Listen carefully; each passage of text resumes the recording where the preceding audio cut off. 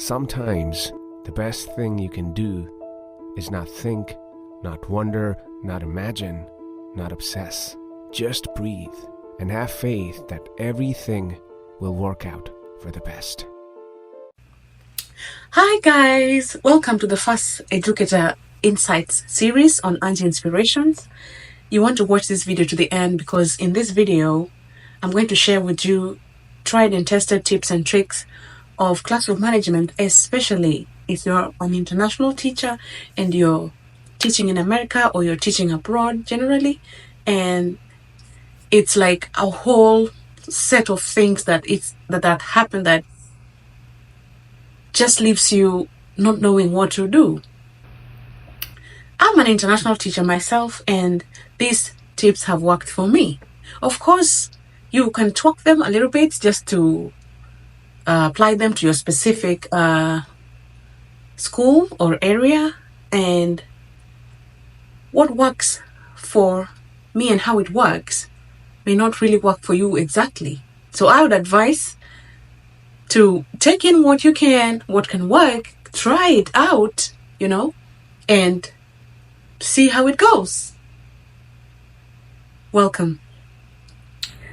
Classroom management. We hear this word all the time, but it's important to remember that,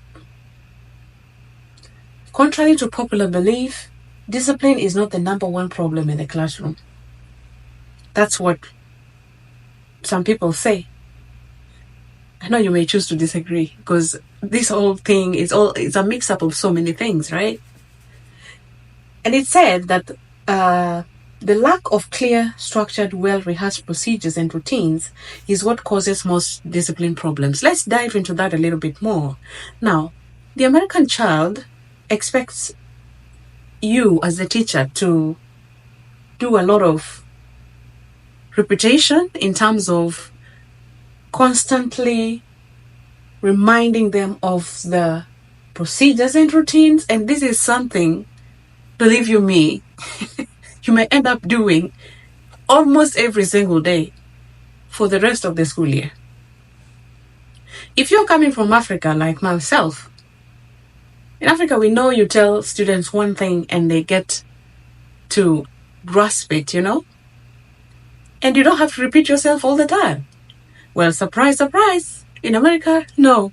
You're going to have to keep saying the same thing and keep reminding them. So the students here are used to being reminded. So it's important to remember that reminding them is one of the things you're going to be doing in your classroom. And reminding them of what? Of their rules and procedures and routines. And sometimes these are like laid down from the school mission and vision. And then you can break them down into small manageable pieces as expectations in your classroom.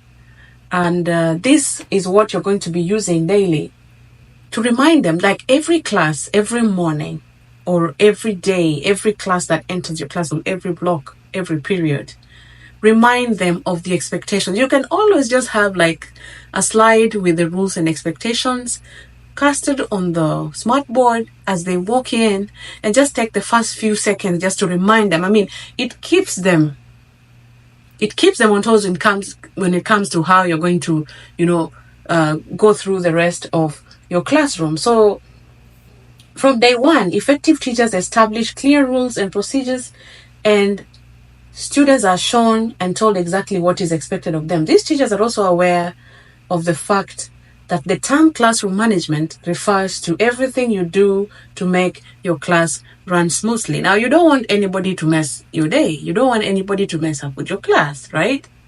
Of course, no classroom is perfect. Don't get me wrong. No classroom is perfect. Never will be anywhere in the world.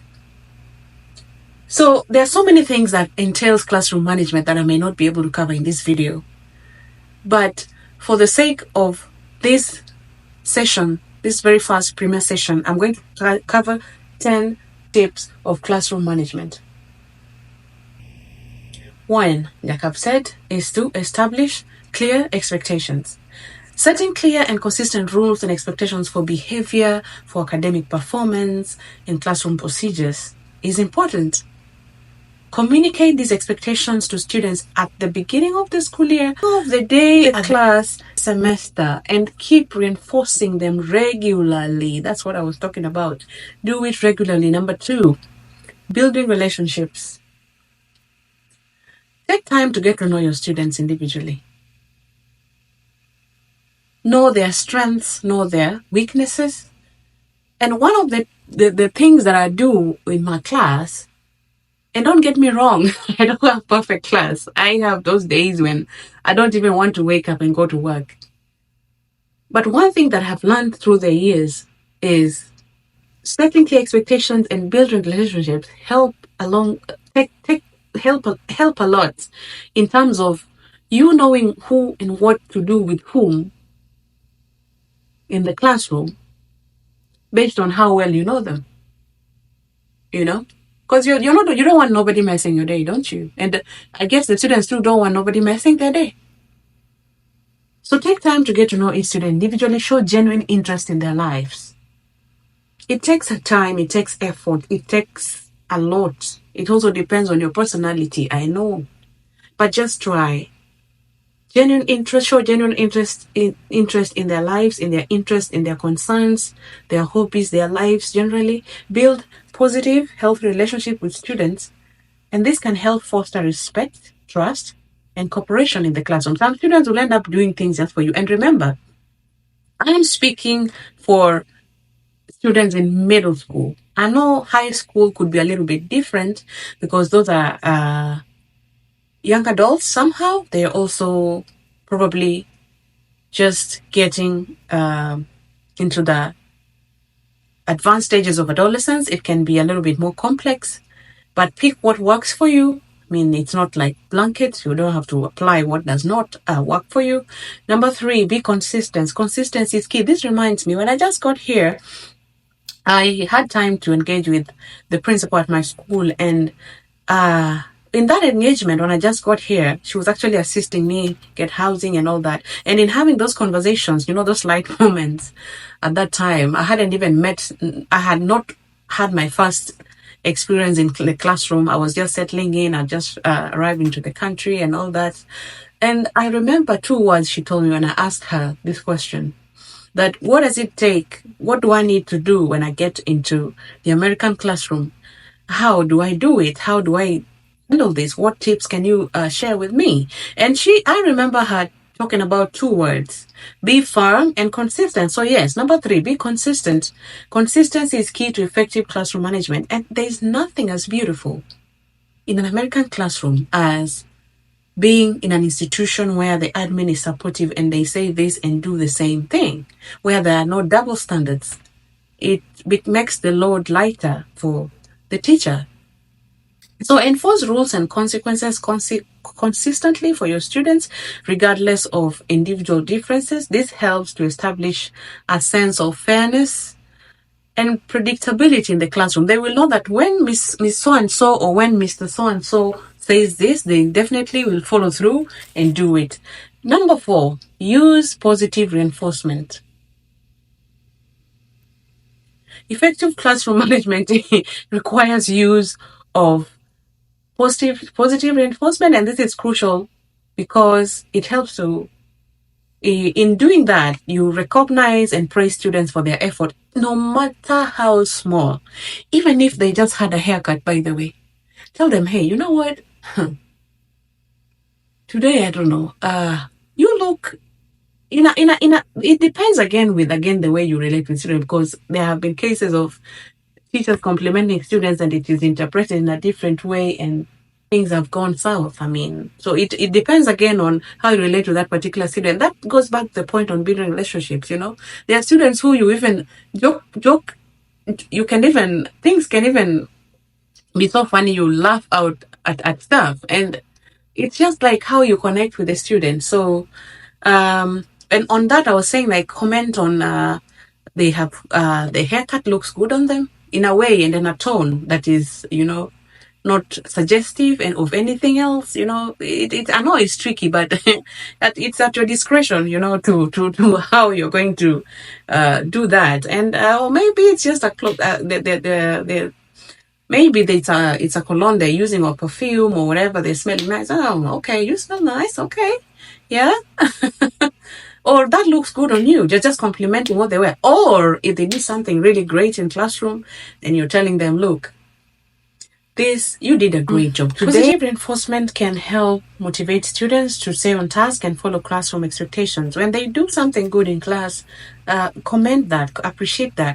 I've witnessed how much they look at teacher feedback, even in the use of positive reinforcement during classroom instruction, where you have an observer sitting in class and observing how you teach and how you do your instruction. And instructional practice, and it turns out that in this system, in this American system, or teaching abroad generally, feedback, that positive feedback, oh, good job, oh, that's good, oh, you're almost getting there, oh, give it another try, good job, just those terms, and it helps make the student feel like, look, they made an effort, no matter how small. Always recognize and speak it out, even if they don't even respond or they don't care about it. It will pay off one day, because some students also they build a lot of psychological walls or imaginary walls between the teacher and themselves, and they, no matter how hard you try, they always want to show you that, look, they don't care. Believe you me, those kids who are most disruptive are the ones who care the most. It's just, I don't know. It's just like that. Because I mean, for a student to be there probably there's something that's happening at home, or just the strategy of their life. And it's sad that it's a teacher who has to bear all that, but that's just it. I mean, that's just it. Number 5, address misbehavior promptly. Deal with disruptive behavior promptly and calmly.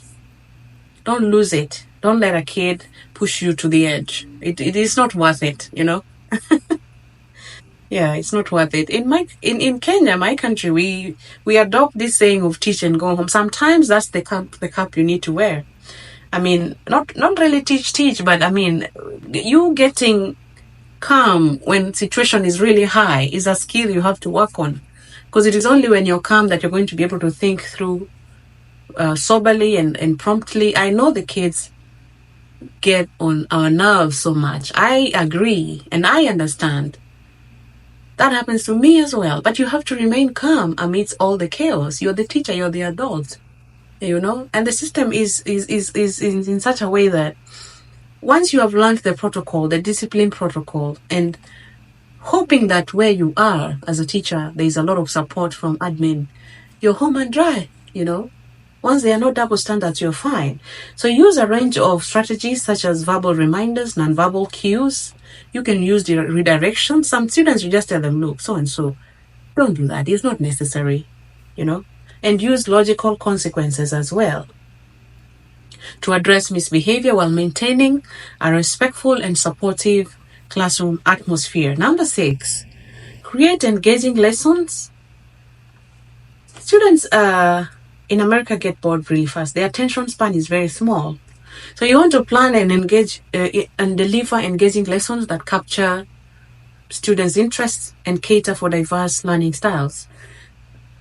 This is another area that is really wide.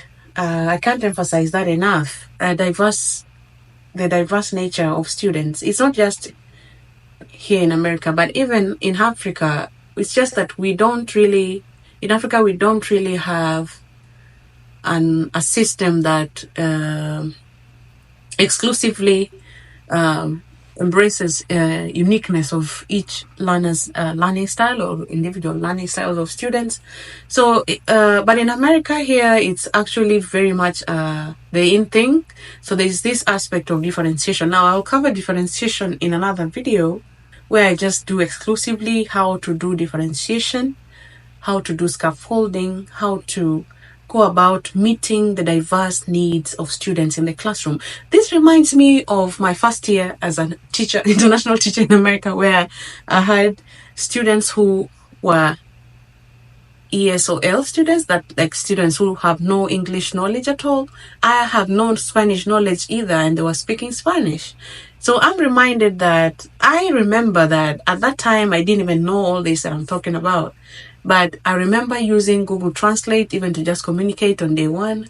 And good thing in our school we have the ESL support coaches who help the student. I've seen students really grow from those kind of programs. And that reminds me, look at that. If you were to teach and grade them the same way you would the English speakers, that would be a little bit unfair. You would not be giving the fair feedback or fair grading if you were to grade them based on that. So that differentiation aspect is really important. You have to consider that lessons have to be very interactive, different styles, different kinds. You don't just do lecture method is even not the in thing. It's student-centered kind of learning in America, and it's about the student learning to learn as they learn, and the teacher being the facilitator in learning. How are you going to do this? You're going to make sure that you have different activities so that learners have a way of having choice, even in terms of how they learn. And that way you take care of individual differences in the students in the classroom. And this combined with interactive activities, group work, hands-on experiences. I teach science, so we are basically very much hands-on, and have a lot of multimedia resources to keep students actively engaged in learning. It has to be, in my school, it's recommended that it's bell to bell. And bell to bell is a good one because when the kids are not engaged in any assignment, believe you me, they're going to be disruptive. So what I would advise and what I do is usually I have extra assignments up my sleeve. And once they always know, once they're done, they always ask me, is there anything else I need to do? So yeah, sometimes that really, most of the time, that really counts and that really helps. Number 7, manage transitions. In middle school, transitions are key. Managing transitions is really key. And I think even high school, I've not taught high school, but high school has probably the same kind of expectation in terms of managing transitions. So smooth transitions between activities in the classroom, between lessons and classroom routines can help minimize disruptions and maximize instructional time. Establishing clear procedures for transitioning between one task to another and providing students with clear expectations for behavior during transitions is of great gain to you as the teacher and the student as well. Number 8, use classroom arrangement. In classroom arrangement, this entails how you arrange the furniture to facilitate learning. In my classroom, sometimes I arrange them all of them facing the front, and each seat next to another, like all the way in a row. There are different sitting styles or class sitting arrangements, which I will cover in another video exclusively on sitting arrangements, which also affects learning. Sometimes it's group work. You want to put them in groups of 2 or 3. When it's more than 4, believe you me, that group work is going to be messed up. They cannot learn. Yeah. So make sure you keep your group work numbers low, unless maybe they're working on a project, but still it's just good to keep it at 4, even if they're sitting in the classroom. So furniture to facilitate learning. The other thing is how you expect students to use the furniture. There's sometimes, usually I remind them, look, there is no sitting on top of a desk. There is no sitting on top of a desk. So I use arrangement in the classroom or the classroom layout. I know different classrooms have different ways of arranging. Some of them are limited, some of them are not. In my colleague's class, for example, there is even a carpet on the floor. I don't know if your school allows that. That could be it, because some kids are a little bit more calm and more focused when they sit separate from the rest. And basically, arranging the classroom layout in a way that promotes positive behavior and academic engagement is important. Consider sitting arrangements, grouping strategies, and the placement of instructional materials to create an environment conducive for learning. Number 9, establish a positive classroom culture. Foster a positive classroom culture where mutual respect is the in thing, cooperation, and inclusivity are valued. Students are always up in arms in class. I don't know who's racist. Some of those problems are too big for us to solve. But you as a teacher, you can always make those small steps. Even just by a comment, say, look, in this classroom, everybody's voice is heard. Nobody is supposed to shut another down when, somebody's answering a question. Encourage teamwork through your class activities. Ensure that your classroom activities encourage empathy and create tasks that encourage supportive interactions among students and model positive behavior yourself.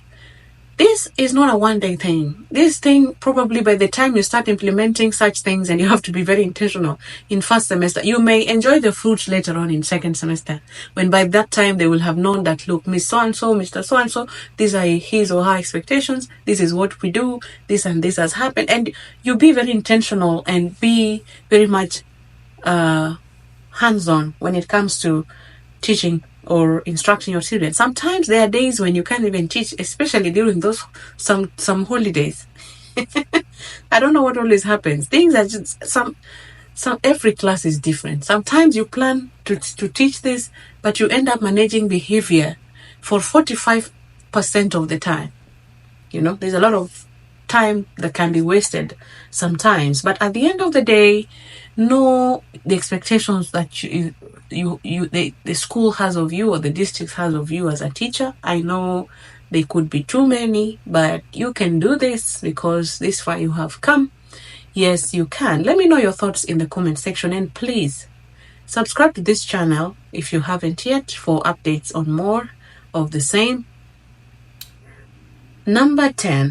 Tip number 10, reflect and adapt. As an international teacher, you have to be very, very reflective. You have to be thinking through things. How you would have done something better, how something may have turned out if you had done it this way or that way. I practice reflection a lot as a person, not just in my workplace, but even in my life. So regularly reflect on your classroom management practices and their effectiveness. If something works, adapt it. If adopt it. If it doesn't work, change it a little bit. Try again. Keep trying. Keep trying. You don't have to reinvent the wheel. These have been tried and tested. Research proves that these tips I'm sharing work. It's just about how you implement them. It's about how your personality blends in with each of them, or how you have grown professionally probably and adjusted and adapted. Yeah, and nobody's perfect at this. I am not. I am still learning. I'm ready and willing to learn and implement the strategies that work. So be willing to adapt and modify your approach based on the needs and dynamics of your students. Every student is different. Every school is different. Every class is different. What may be working for your colleague may not really work for you. What may be working for me may not really work for you. So even this advice is not for everyone. It's for one or two who will pick and apply and work it out. And let me know your thoughts in the comment section. Which are some of the strategies that have worked for you? And it's also good to seek feedback from colleagues, if you have colleagues that are supportive, if you have mentors within your workplace, and also seek feedback from your students to continue to improve your classroom management skills. Ask them, how do you think we can do this? How best do you think we can do this? It will surprise you how some of them will give you very brilliant ideas in this endeavor. So every single time, ask yourself, am I clear on what I expect of my students? These kids, you can only hold them accountable if you're clear on the expectations, be it in a classroom activity or in a behavior or academic endeavor, And do they know what is expected of them? Do they know what you expect of them? Are you clear on that? Do they know what you, as their teacher, expect of them? Do you regularly reinforce that? Do you do reminders? So yeah, I'll finish off with these fun facts. If you haven't subscribed to this channel yet, please do so. If you have watched this video to this end, thank you very much. Share this with other teachers who want to teach abroad, teachers who are already here in America, or teaching in the UK, in Australia. Share this with them. Share this with your friends. Share this with students who are aspiring to be teachers. Share this with parents who have students who are aspiring to be teachers abroad. And as a bonus, this is a fun fact. Let me tell you this. Just as a bus cannot transport students to school without tires, even if the bus is in perfect mechanical condition, a teacher cannot teach anything to students until classroom management is in place. So classroom management is like the heartbeat. This reminds me of when is at the heart of teaching in America. It reminds me when I was doing my interviews to come and teach in America. I remember how the main question was not even about content. I was not asking anything about the science in my brain. It was more about how, look at even those questions from Face Test, questions from PACT, questions from TPG, questions from all the sponsors that bring people to the country to teach. It is more about classroom management, And I want to really appreciate and thank Rashid and Amondi. These two people have been very crucial on my journey as a person. And I remember them the Telegram group. If you have not joined that Telegram group, by the way, please do so. I remember them mentioning the fact that classroom management is the key thing, is the in thing. It's not even about content.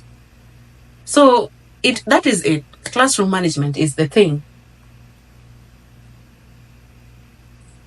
Even if you're so knowledgeable in your content area, you are the best mathematician, you are the best scientist, you're the best social studies teacher, you cannot do anything until classroom management is in place. So management is just as important to learning as tires are to getting a bus from point A to point B. So clearly established procedures and routines are the most important part of any effective classroom management plan.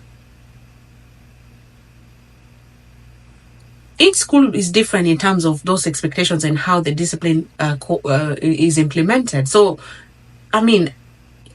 tailor make what these tips I'm giving to fit your milieu or your place of work. In other words, an effective teacher plans everything. But it could be definitely there are constraints of planning time. It's a challenge, especially if you're a first year teacher. But with time, these things just fall. You figure out you figure out how these things go. Things begin to have meaning. You understand the system. It's only a challenge when you just land here and you are having to grapple with so much that's going on, and it's a steep learning curve. It's hard. But if you can have this in hand even before you walk into any American classroom, and hearing it from the mouth of an African teacher from Africa, is more real, it's more realistic, because it helps a great deal just to be able to know that this is what you can do to get to where you want to be. Thank you so much, guys. I know the video was long, but I had to do this. This is premiere. So look out for more of the next episode of Educator series coming up on Angie Inspirations. And in the next video, I'm going to talk about differentiation, sitting arrangements in the classroom, and many other aspects of international teacher in the Educator Insight series. If you haven't subscribed yet, please do so. And if you have, I appreciate you. Thank you, and bye-bye. See you next time. Bye-bye.